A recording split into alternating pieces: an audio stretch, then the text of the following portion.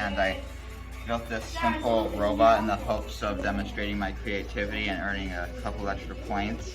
So I have these two motors connected to these two switches and some batteries in there.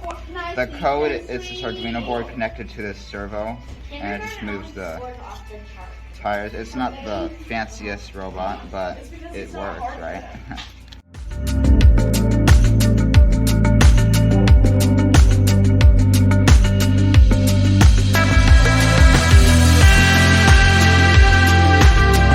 The code, it just gives the servo different positions, and yeah, so it's connected to pin 13. It just tells the servo to go to a certain position, then that position, then it's stuck on loop.